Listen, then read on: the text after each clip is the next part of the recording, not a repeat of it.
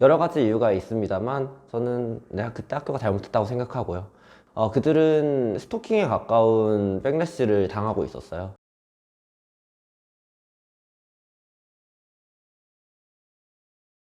저는 성공회대학교에서 4대 인권위원회 위원장을 맡았다가 성공회대학교 제36대 총학생회 비상대책위원장을 맡았고, 그 다음에는 성공회대학교 제6대 인권위원회 위원장으로 다시 돌아왔었고요. 지금은 얼마 전에 이제 위원장 임기가 끝나서 현재로서는 크게 직책이 없는 그런 상태입니다. 네, 이훈이고요.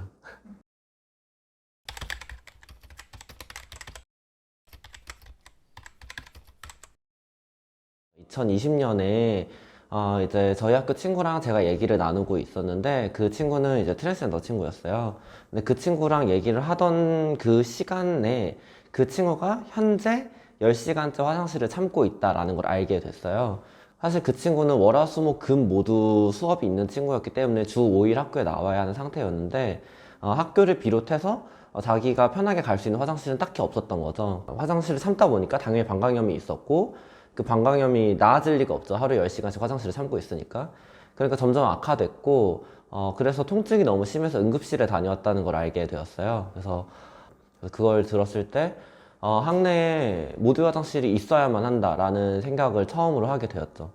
사실 성공회대학교에서 모두 화장실 얘기가 맨 처음 나온 건 2016년이에요. 보통 화장실이 남녀로 이렇게 나뉘어져 있잖아요. 그리고 그 사이 벽이 있죠.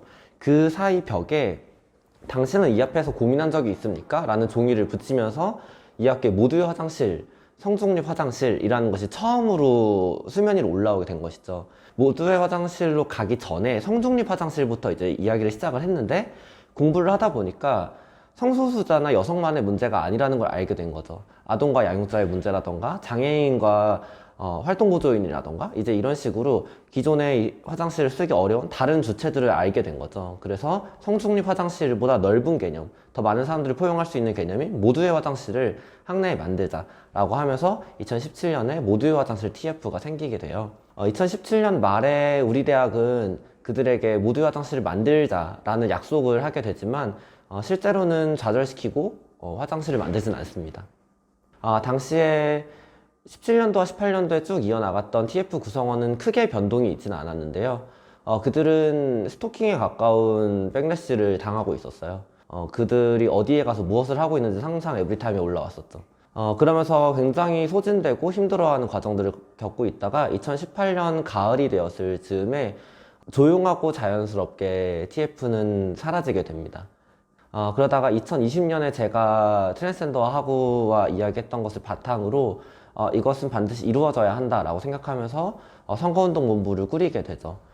2021년에 출마를 보궐선거로 하게 되고요. 그랬을 때 모두 화장실 공약을 다시 내걸고 출마를 합니다.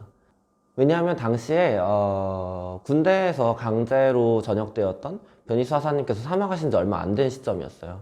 당시에 출마를 할 때는 어떻게 하면 이 이슈를 좀 더 많은 분들께 알리고 더 공감을 많이 받을 수 있을까, 이제 그런 것들에 대해서 고민을 하다가 제가 성소수자라는 것을 이제 함께 커밍아웃 하게 됩니다.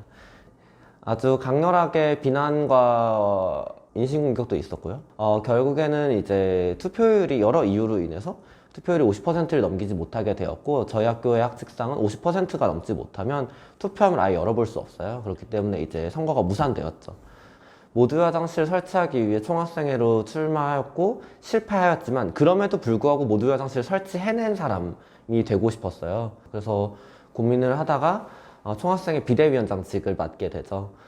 코로나 시기였기 때문에 기숙사에 사는 학우들을 제외하고는 캠퍼스에 아예 학우가 없다고 봐도 무방한 상황이었죠. 그렇다 보니까 학우분들께 어떻게 하면 다가갈 수 있을까 하는 고민을 하면서 한국 사회 안에 있는 우리 대학 말고 다른 곳에 있는 모두 화장실을 직접 찾아가서 소개하는 이제 브이로그를 찍어서 올린다거나, 아니면 화장실이 왜 필요한지에 대해서 카드 뉴스를 만들어서 올린다거나, 각자 집에 이제 신청해 주시면은 손편지를 써서 학우분들의 물음이라던가 고민이라던가 우려라던가 하는 것들에 응답해서 편지를 대구로 보내드린다거나, 이제 그런 활동들을 많이 이어나갔고요. 일부 수업에서 대면이 이루어졌어요. 그렇다 보니까 학우분들과 1대1로 저랑 이제 신청해주신 학우분들이 직접 만나서 차 한잔하면서 이야기하는 그런 시간을 가지는 걸 했었죠.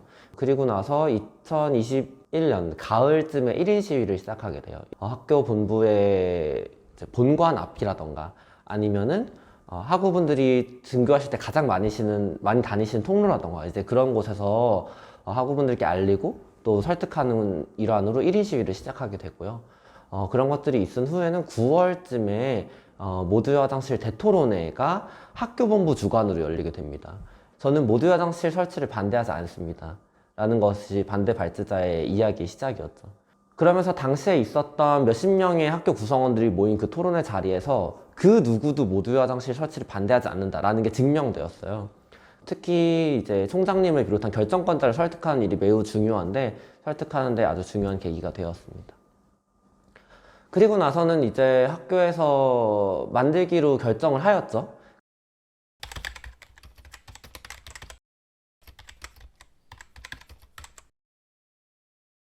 모두의 화장실이 에브리타임에서 언급되지 않았던 날은 하루도 없었던 것 같아요. 단 하루도 없었고 시험 기간으로 가장 에브리타임에서 정보 교환을 많이 하는 이제 정말로 객관적인 정보 교환, 뭐 시험이 몇 시냐, 범위가 언제냐 이제 이런 것들에 대해서 많이 묻게 되잖아요. 시험 기간에는.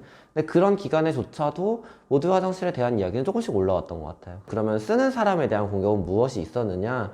성소수자에게 왜 화장실을 우리 돈으로 만들어줘야 하는지 모르겠다라는 것이 가장 주요한 맥락이었고 장애인에게는 우리 학교에는 건물마다 장애인 화장실이 있는데 그거면 충분하지 않느냐라는 것이 주요한 맥락이었어요. 물론 그것은 사실이 아니에요. 그럼에도 불구하고 이미 있으니까 필요하지 않다. 만들 이유가 없다. 거기에 우리의 돈을 쓰고 싶지 않다라는 것이 이제 이유가 되었고 마지막으로 아동과 양육자는 이제 대학에서 왜 아동을 신경 써야 하는지 모르겠다라는 것이었죠. 되게 놀라운 몇 번의 순간들이 있었는데 어떤 방식으로도 좋으니 저는 어떻게든 학우분들과 꼭 소통하고 싶습니다. 이제 그런 메시지를 보냈던 적이 있어요. 만나서 이야기를 나눌 때 모두의 화장실을 만들고 싶어 하지 않는 분과 만날 때도 있었어요. 그런 분들은 보통 저를 많이 이제 공격하시고 혼내시고 이제 제가 잘못됐다는 걸 가르쳐 줘야겠다라는 생각을 가지고 이제 오세요. 이제 한 번은 이제 성소수자의 존재 자체에 대해서 의문을 가지고 이제 성소수자에게 화장실을 만들어 줄 수 없다라는 기조를 가진 분과 만난 적이 있었는데 아주 긴 시간 이야기를 나눴지만 성소수자에 대한 인식을 긍정적으로 바꾸는 일을 몇 시간 만에 하는 것은 사실 불가능한 일이죠. 그렇다 보니까 이야기가 쉽지 않았어요. 그분께서는 성소수자가 사람이다. 그리고 사람에겐 화장실이 필요하다. 라는 이 두 가지에 대해서는 고개를 끄덕끄덕 해주셨습니다. 덕분에 그분과 저는 어느 정도의 합의점에 이르렀다고 생각해요. 저는 그 시간을 가지는 것이 굉장히 유의미하다고 생각했고요. 그래서 코로나 시기임에도 불구하고 소규모로 조금 만나는 오프라인 자리를 마련하게 되었었는데 그 당시에 놀랍게도 오프라인에서 뵀더니 이제 모두의 화장실 설치에 대해서 이제 우려하시고 계신 이제 좀 망설이고 계신 분은 이제 한 분 정도였고 나머지 20분 정도는 모두 이제 이 화장실이 너무나도 필요하다는데 열렬히 지지하는 그런 분이 오셨던 거죠. 굉장히 감사하게도 대부분의 학우분들께서 그분을 공격하는 게 아니라 뭐 설득한다거나 그렇게 합의에 도달하는 시간들을 가질 수 있었고 정말로 유의미한 토론이 있은 후에 우리는 모두 같은 결론에 도달하게 되었던 거죠. 그 학우분께서는 토론장을 떠나실 때 내가 모두의 화장실에 대해서 잘못 생각했던 것 같아요 라는 말씀을 남기고 떠나셨거든요.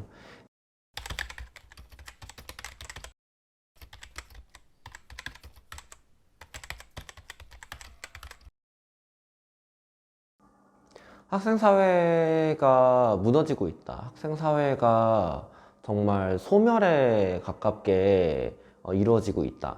진행되고 있다. 이런 표현들은 굉장히 오랫동안 이루어졌지만 저는 코로나 시기가 아주 심각했다고 생각합니다. 재난 시기에는 반드시 혐오자라서 차별주의자라서가 아니라 누구나 어려움을 겪게 되죠. 그러면서 누구든지 마음이 작아지게 돼요. 마음이 작아지면 누군가에게 그 분을 풀고 싶어지고 그것은 약자에게 향하게 된다고 저는 생각합니다. 그랬을 때 그것을 부추기는 것이 유의미한 토론이 없어진 상황에서의 익명 온라인인 것이죠. 사실 온라인 속에서 글자로서 익명으로서 이루어지는 소통, 토론, 그것은 유의미한 소통이나 유의미한 토론이라고 볼 수 없거든요. 재난의 시기를 겪은 후에 하나의 사업으로 학생사를 재건해내겠다라는 것은 불가능한 일이라고 생각해요. 그래서 하나의 사업보다는 근본적으로 어떻게 할 수 있을까에 대한 고민들을 많이 해야 되는 시기라고 저는 생각합니다. 그래서 저는 현재 가장 학생 사회에서 되게 중요한 것은 동아리나 소모임 같은 단위들이라고 생각을 해요. 그러면 학생회는 어떤 역할을 해야 하느냐? 저는 결국에는 그 동아리와 소모임들에게 아주 많은 지원을 하는 거라고 생각합니다. 그랬을 때 동아리나 소모임에 가진 애정은 학교에 대한 애정으로 나아가고, 그렇다면 학교를 어떻게 만들고 싶다라는 생각을 반드시 하게 되거든요. 그랬을 땐 학생회에 대한 관심으로 이어진다고 저는 생각합니다. 근데 그렇게 지원만 하는 일을 하다 보면은 학생회 안에 있는 분들이 어떤 생각을 하게 되냐면, 나는 그러면은 이끄는 게 아니라 남 뒷바라지만 하는 건가? 나는 지원하는 역할만 하는 건가? 그럼 내가 왜 필요하지? 라는 생각을 하게 돼요. 그분만 하시는 게 아니라 다른 학생회들의 구성원들도 다 같은 생각을 하고 계세요.